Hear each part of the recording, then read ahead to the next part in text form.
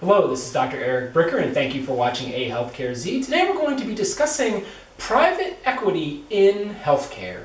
So first of all, what is a private equity firm? So a private equity firm is what used to be called back in the 1980s an LBO, or a leveraged buyout firm. So this is essentially an organization that has investors, and they take that investor money plus debt that they raise to go out and buy companies that are either private or publicly traded, and then do various things to increase revenue and cut costs, and then flip them, either by selling them to another company or by taking them public in the stock exchange. Okay, so that's what a private equity firm is. They are heavily involved in healthcare, and typically they have to fall on either one of two sides. So either they're going to be on the provider side or they're going to be on the payer side. Now keep in mind, if a private equity firm is involved on the provider side, either owning hospitals or owning physician groups or owning pharmaceutical companies or owning medical device companies or owning anything that has to do with the service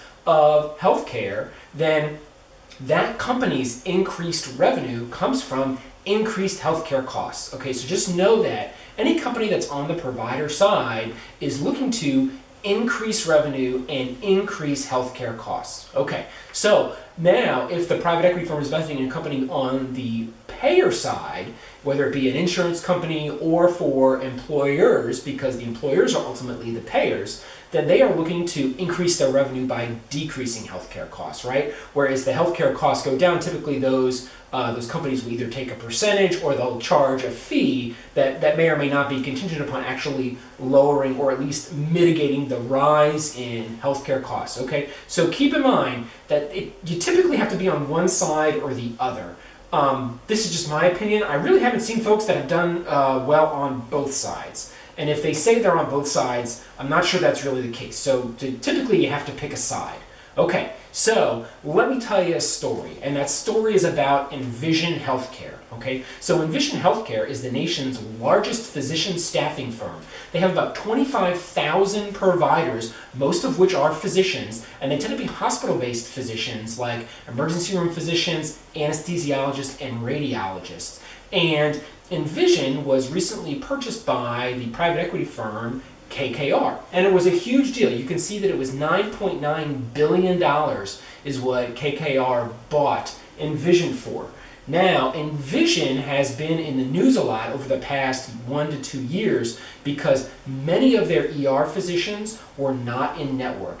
And in fact, a very significant percentage of Envision's revenue was from, you go to an in-network hospital, you think you're going to have an in-network ER physician. It turns out it is an out-of-network ER physician. And those out-of-network ER physicians were charging 975% of Medicare, okay? Now, Envision even got in a big, they even filed a lawsuit against United Healthcare, and they had a really hard time negotiating their contract. They finally, just in the past several months, have negotiated their contract for 2019. But United Healthcare was like, look, we pay out-of-network ER doctors like 700% of Medicare, and you want like close to 1,000% of Medicare, or 10 times what Medicare reimburses. And so, there's the argument, okay, well, Medicare doesn't pay enough. Hey, that's another argument for another day. Maybe Medicare does not pay enough. But is charging 10 times Medicare considered a reasonable rate of reimbursement? Again, we're not here to discuss that today. I'm just here to let you know that that's what they were charging. Now, in response to that, Envision has come back and said that they are moving to have greater than 90% of their revenue come from in-network physicians. Now, granted, that was a statement back in 2017. I personally have not found any data as to how much of their revenue they've been able to move to inpatient, but they've realized that they need to move in that direction.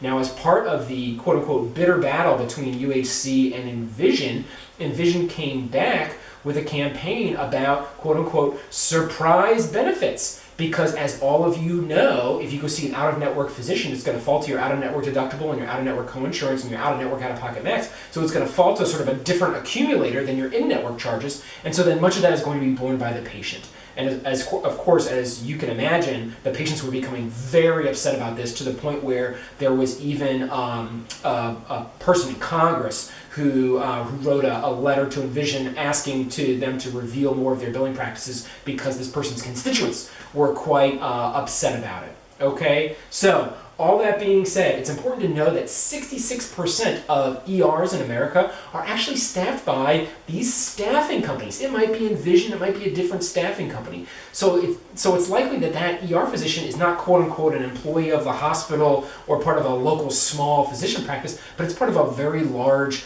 group practice.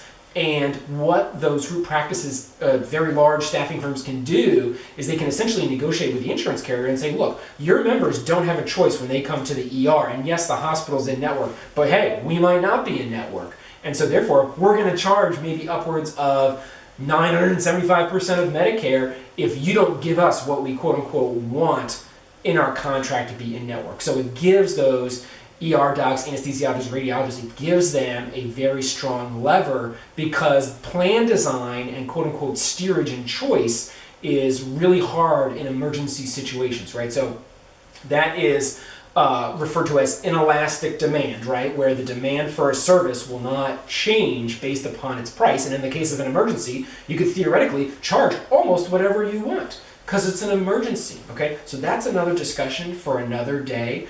But the point I'm trying to make with this story around private equity firms and Envision is that there are investors and there are people that are specifically strategizing to increase healthcare costs, okay?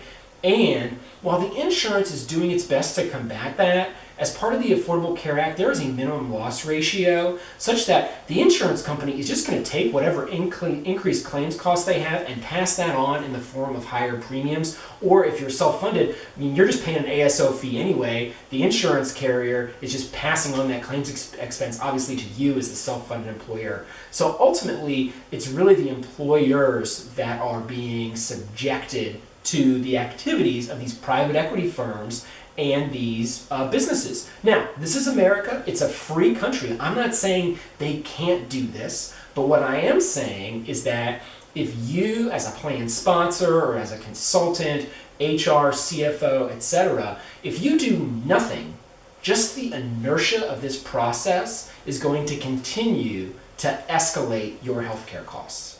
And thank you for watching AHealthcareZ.